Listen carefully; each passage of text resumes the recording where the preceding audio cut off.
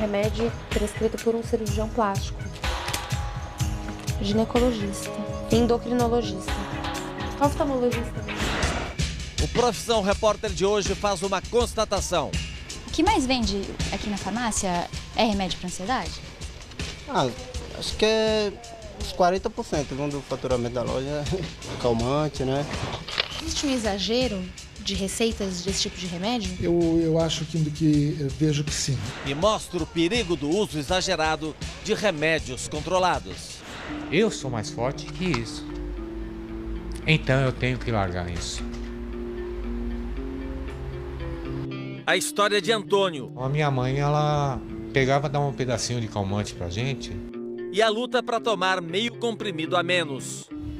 Pediria, sabe, humildemente para vocês entenderem, tá? Que eu queria ficar sozinho.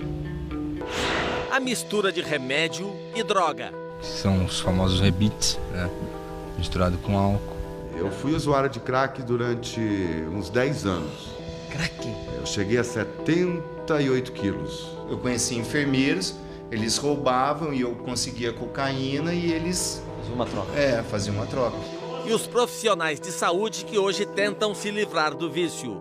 Posso pensar assim, né? Como eu vou colocar um profissional perto de um objeto que fez mal para a vida dele? Pode ser da minha vontade de tomar um medicamento desse, mas não é minha necessidade. E me contrariar. Consigo. Os bastidores da notícia, os desafios da reportagem, agora no Profissão Repórter.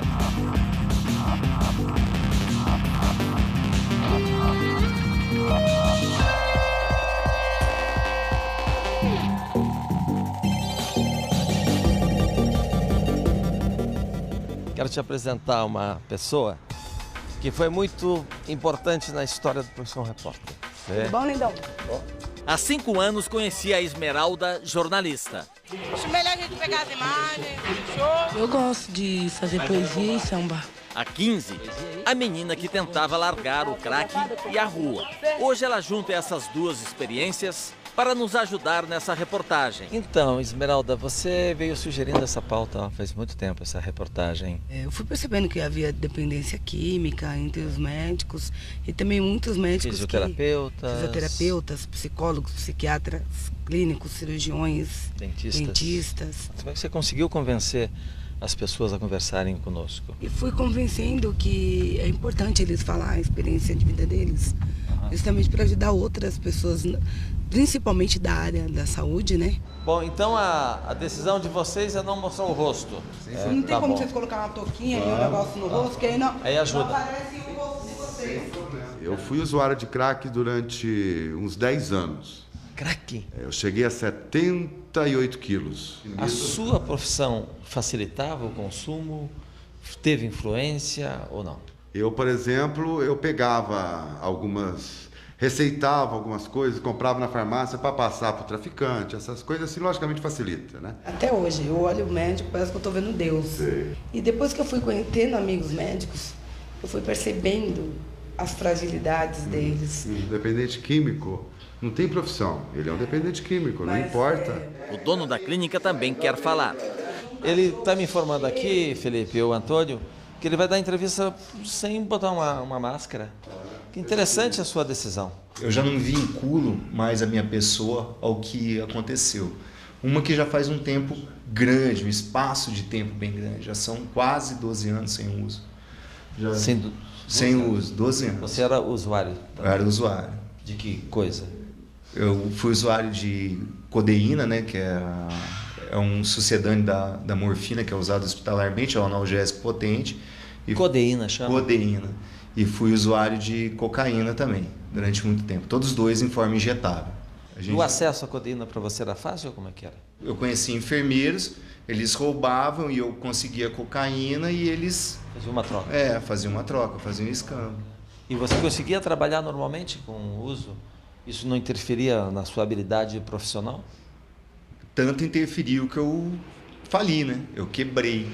Eu perdi tudo, a minha história recomeça há 12 anos atrás. Hoje ele trabalha para reparar os danos que provocou. Eu trago comigo essa certeza que eu tenho uma dívida grande ainda para ser paga. E para ajudar outros dependentes químicos em recuperação. E eu recordo muito da minha fase de recuperação, que eu não tive ajuda nenhuma. E eu vi a possibilidade de poder ajudar um companheiro que estava com vontade de se recuperar também, por que não? Do mesmo jeito que o dentista dedica parte de seu tempo. Vamos embora. Assumir a sua outra atividade. Exatamente. O Gilberto também é terapeuta. Você mora sozinho? Não, moro com a minha irmã e com a minha sobrinha, por favor. Com licença, hein? Estou preparando café pra gente. Antônio sabe que viemos aqui para conversar sobre o abuso de remédios. No caso dele, calmantes. Essa nossa conversa, essa entrevista, conversar sobre remédio é ruim, assim? Eu acho que se eu estou falando é porque eu estou passando. E eu acredito que tem muitas pessoas que estão passando, mas não têm a coragem de falar. Antônio e os irmãos começaram a tomar calmantes ainda na infância. Desde criança, quando meu pai chegava bêbado, ele batia na minha mãe. Então a minha mãe, ela pegava e dava um pedacinho de calmante pra gente, pra não ver a briga, né? Aí você ficar meio tonto e ia dormir. Você teve experiência com outras drogas, né? É a mesma coisa, a pessoa que é viciada em cocaína. Que nem eu fui, 5 anos. Eu queria cocaína. Todo dia eu tinha cocaína. Maconha também, todo dia eu tinha maconha. É a mesma coisa, o remédio, eu tenho que ter o remédio todo dia. Antônio chegou a tomar 10 comprimidos num dia. Chegou num ponto que eu vi que a minha mente é aberta, a mente de todo mundo é aberta. A minha mente começou a se fechar. A minha mente ficou preguiçosa. Assim, vamos dizer, preguiçosa, porque ela ficou lenta. Até para ler tarde na TV, o que passa de filme, tá lenta a minha mente. Foi quando eu resolvi falar, não tá legal. Há um ano, ele tenta reduzir os calmantes. Onde que você guarda os seus remédios? Tá no meu quarto, né? Você me mostra? Não. Por que não? Tá guardado. Eu pego. Mas você não gosta de ficar mexendo, é isso? Não. Eu pego pra você. Se tiver algum motivo, você me fala, assim, criança.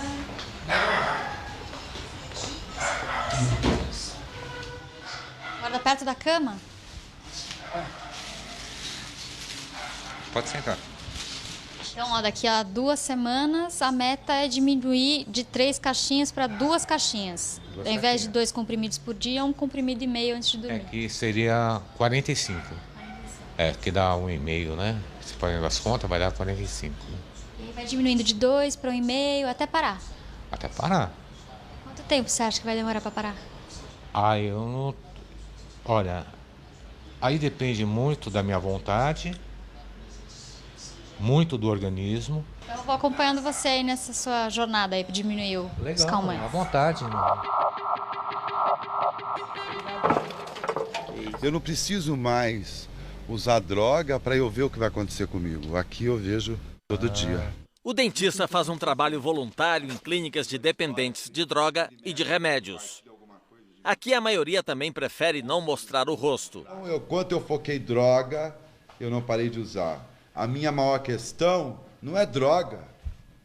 A minha maior questão sou eu mesmo, lidar com meus sentimentos, aceitar que a vida não vai parar só porque eu tô mal. Esmeralda, que me ajuda nessa reportagem, também quer dividir sua história. Para quem não me conhece, meu nome é Esmeralda, estou sem usar drogas fará 15 anos. Eu posso fazer uma perguntinha só antes do encerramento? Uma curiosidade aqui também relacionada com o nosso trabalho. Tem alguém que já fez uso de medicamentos lícitos ou ilícitos, por exemplo, tarja preta? Sim. Lá fora, eles decidem mostrar o rosto. 2 são profissionais de saúde. Duque começou com xarope. Uma dose excessiva dessa substância, ele causava uma sensação muito forte, parecida com ácido, com LSD. Marcelo com comprimido para emagrecer. Que são os famosos Rebits, né? Misturado com álcool. Dá uma sensação de... parecido com a cocaína, entendeu? Te deixa elétrico, sem sono. Rodrigo misturava remédios já com 12 anos. Era moda, né, entre o grupo ali sair, adquirir essas medicações muito facilmente em qualquer farmácia e misturando com o álcool para ficar na brisa, para ficar no barato e curtir. Tive problemas sérios de saúde, como úlcera, por exemplo, por conta do uso desses xaropes. E qual foi a dificuldade para conseguir dar uma parada com esse consumo? A maior dificuldade é o chamado desmame. Né? É quando você começa a fazer um processo regressivo na retirada da medicação. Então aí vem o processo de euforia, de ansiedade, sensação de vazio crônico, um desconforto absoluto. Faz 2 semanas que eu encontrei com o Antônio Sérgio, hoje é um dia bastante importante no tratamento dele. É a partir de hoje que ele tem que diminuir a dose de calmantes que ele toma todos os dias. Eu vou agora para o ambulatório aqui da Universidade Federal de São Paulo, que é onde ele faz o tratamento para esse vício. E aí eu queria saber como é que vai ser com ele, porque como eu te falei, eu sou o terapeuta dele, não sou um clínico, e aí eu combinei com ele que a gente não ia gravar absolutamente nada do nosso atendimento de fato. Vou deixar então vocês na terapia para não atrapalhar, essa câmera vai ficar do lado de fora então. Antônio sai com uma receita nova. Terá que reduzir a dose de 2 comprimidos para 1,5 por dia. Eu acho que vai ser uma experiência interessante acompanhá-lo na farmácia, porque ele vai comprar uma quantidade menor, ele falou de uma dificuldade de encontrar. Eu acho que esse vai ser um momento aí mais delicado aí da volta para casa e do dia dele. Precisa mostrar o documento também? Precisa. Você costuma vender muito desses aqui por dia? Bastante. É que eu estou lutando para sair desse vício. Ah, tá. Então, o que ele causa, né? Ele causa dependência, aí é só o médico. O que ele pode fazer é diminuindo as dosagens para o senhor saindo aos pouquinhos, né? Com essa medicação. Tomar 10 em um dia. Nossa. O calmante que o Antônio toma é o mais vendido e o mais barato. Eu queria ficar com você hoje, pelo menos até você tomar o remédio. Acho que seria importante para a reportagem a gente poder acompanhar isso com você. E se a gente fizesse um outro dia isso? Por quê? Só por causa da bagunça? Não, é porque eu queria descansar mesmo, tá entendendo? E pediria, sabe, humildemente para vocês entenderem, tá? Que eu queria ficar sozinho.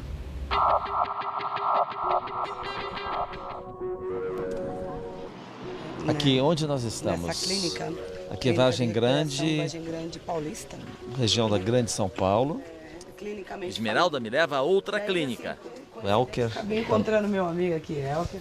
Esmeralda e Elker se conheceram quando estavam internados em outra clínica. A última vez foi março de 98. Elker é enfermeiro e está internado aqui desde janeiro. É uma luta diária contra isso, porque além do uso de álcool, cocaína e crack, eu também era fármaco. Né? Fármaco? Fármaco dependente. Consumia remédios medicamentos? Junto com álcool, junto com outras drogas. No dia seguinte, voltamos para ver o trabalho de Elker.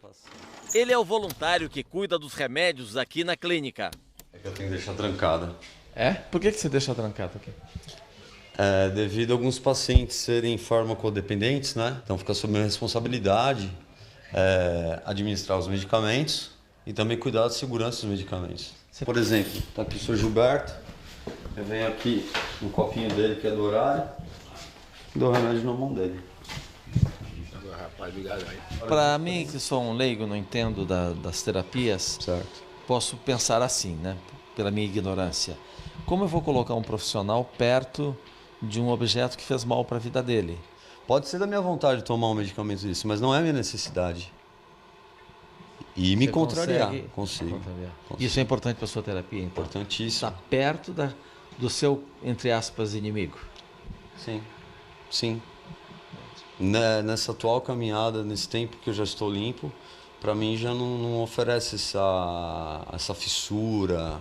Sim, compreendo. Esse perigo, né? Vamos passar a chave de novo, então?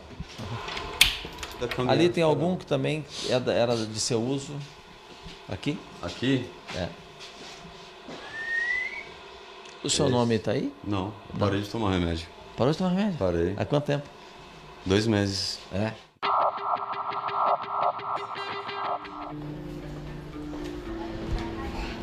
Na entrevista seguinte, Antônio nos pega de surpresa. São 2, né? São 2. Esse é o comprimido. Aí você vai partir ao tomar meio. 1,5. Você está tomando 1,5 há quanto tempo? Desde quarta-feira passada. Tá fazendo diferença? De vez em quando eu sinto, fico um pouco agitado. Viro para um lado, viro para o outro, mas acabo dormindo. Dá vontade de tomar mais um pouquinho? Dá vontade, mas como eu tô no propósito de largar mesmo, tá entendendo? Então eu quero ficar nesse propósito de 1,5. Então, porque assim, eu aqui de pé eu consigo ver uma cartela ali. Aí é outro remédio. Outro remédio. Esse aqui é um remédio que eu tenho que tomar, tá? Que é o carbamazepina. Ah, pra inibir a vontade de você usar a droga, tá? Esse aqui é para depressão. Não lembro. Então tudo receitado pelo médico. Eu não tomo mais nada a não ser receitado pelo médico. Então eu quero ficar nesse propósito de 1,5, o que foi combinado. E eu continuar com a academia, e continuar voltando no médico e continuar com a terapia. Você está quanto tempo parado? Já faz mais de 20 anos. Seu objetivo qual que é, Antônio? Meu objetivo é continuar na academia, praticar o esporte, voltar para o esporte, né? Para não ficar na rua, porque senão você acaba voltando para as drogas. Eu fiz taekwondo durante 10 anos, aí fiz um pouco de kung fu, capoeira e full contact. Aí eu fiquei mais nas drogas, né? Aí eu não tive motivação. O que eu te peço como profissional é que você realmente saia dessa vida por completo, e que nós podemos aqui fazer por você, nós iremos fazendo, entendeu? Agora eu estou voltando para as minhas raízes.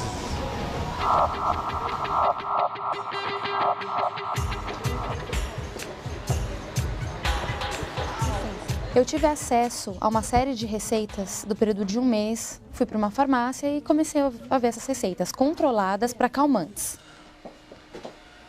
Agora, trabalho de formiguinha. Em 3 horas, vi 200 receitas. Cardiologista, psiquiatra, neurologista. Aí o que eu descobri nessas receitas? Médicos de várias especialidades receitando esse tipo de remédio, o que me causou uma certa estranheza. Um remédio prescrito por um cirurgião plástico, ginecologista, endocrinologista. Quase metade dos calmantes de tarja preta desta farmácia não foi prescrita por psiquiatras, mas por médicos de outras especialidades. Médica nutróloga. Alergia aqui também, ó. Eu tenho os nomes desses médicos, tenho o CRM, tenho os contatos das clínicas. O que diz o Conselho Regional de Medicina é que não se pode divulgar as informações. Eles sugeriram que não vá? Eu sugiro que vá, porque eu acho que é uma informação relevante, ela tem uma utilidade pública, eu acho que serve também como um alerta. Que, olha, prescrever remédio sem necessidade, esse tipo de remédio, pode levar à dependência. Acho ótimo procurá-lo, sim.